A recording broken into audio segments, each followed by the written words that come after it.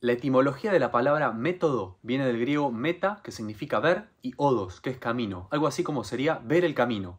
Todos los filósofos a lo largo de la historia han tenido su propio método para acercarse al conocimiento, para acercarse a ese entendimiento y tratar de dilucidar eso que llamamos la verdad. El primero fue René Descartes, el que se conoce como el famoso método cartesiano, para con la razón seguir ciertos pasos y acercarse a esa verdad, o lo que más o menos para él era la verdad. Pero a lo largo de la historia, dadas las condiciones de ese momento que han vivido y de la historia personal, tenían su propio método, más que nada por la forma de pensamiento y de ver el mundo. En Platón, Sócrates, Aristóteles, Hegel, es muy evidente el método. En otros no tanto, está más implícito. Pero ¿cuántos métodos hay para acceder al conocimiento? Seguramente estás en este video para descubrirlo. ¿Cuántos métodos hay en la filosofía para seguir un orden cronológico de los pensamientos ordenadamente y acceder a esa famosa verdad o al conocimiento original? El más antiguo y el más extendido a lo largo de la historia de la filosofía es el método dialéctico, que aparece por primera vez en un texto de Anaximandro, un filósofo de la antigua Grecia. Se usó desde él hasta Derrida, pasando por la escolástica, el idealismo, el marxismo, todos lo han tenido en cuenta. Lo característico de este método es que opone dos contrarios y busca reconciliarlos o buscar algo medio entre ambos. Filósofos que han usado este método para su propia filosofía fueron Heráclito, Platón, Aristóteles, por ejemplo. También filósofos como mencioné antes, Hegel, Marx y Sartre. El método mayéutico o la mayéutica es el método propio de Sócrates. Se caracteriza por la idea de un maestro ideal que más que dar respuestas hace preguntas.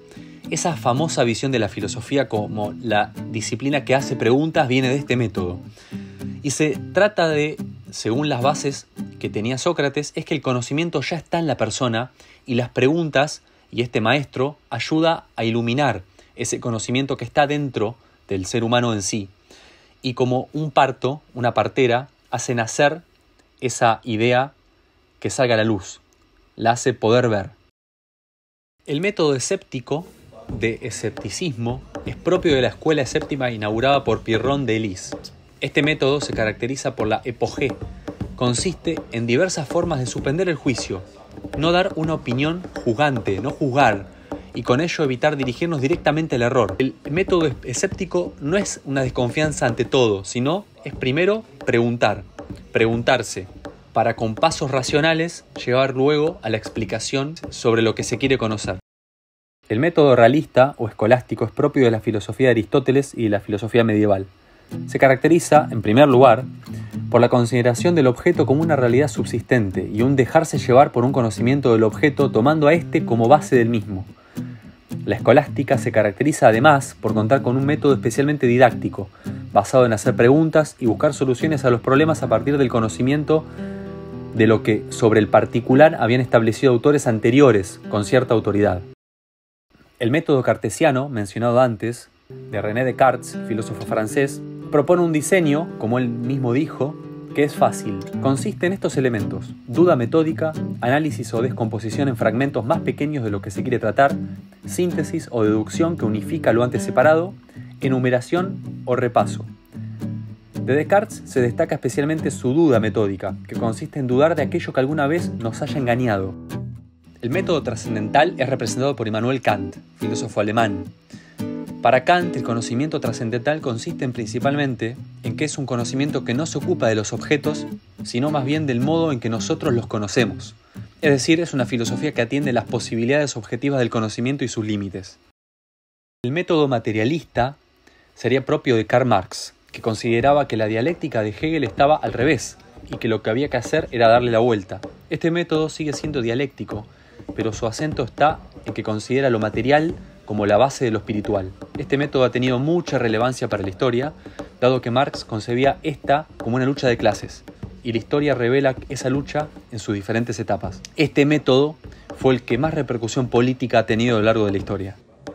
El método genealógico es originado por Nietzsche y seguido por Foucault, aunque este último lo denominaría más bien como un método arqueológico. Consiste fundamentalmente en ir a los orígenes de los conceptos y las ideas e ir viendo cómo se han ido desarrollando desde su génesis hasta el momento actual. El método fenomenológico es propiciado por Husserl y combina de algún modo la filosofía kantiana con el escepticismo, dado que también se usa aquí la epogé, cuando el conocimiento parece estar en crisis. Husserl proponía ir a las cosas mismas, pero también proponía que se conocieran los mecanismos del psiquismo humano y dilucidar de qué tipo eran sus contenidos, si imaginarios o reales.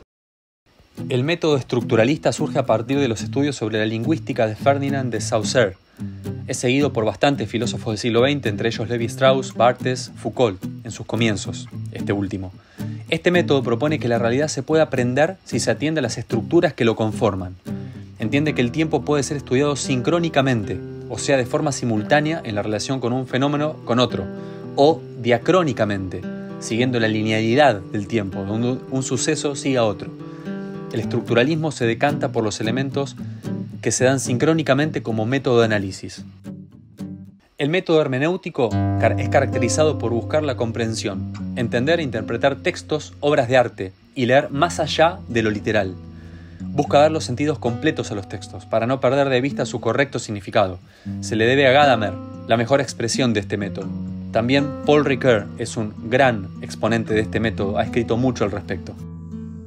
El método analítico sería el propio de la filosofía del lenguaje y busca atender a las condiciones del habla y las posibilidades del discurso. Busca, en concreto, analizar el lenguaje y qué es posible hacer legítimamente con este. Aquí se destaca filósofos como Wittgenstein, Russell o Fresh. El método científico falsacionista es propio de la filosofía de la ciencia, es creado por Popper. Para él no hay ninguna teoría científica que sea verdadera en sentido absoluto, sino válida para un periodo determinado. El falsacionismo consiste en refutar a una teoría su validez. Otros filósofos de la ciencia hacen su trabajo relacionando el método científico con la filosofía, buscando dar las condiciones de validez a la ciencia.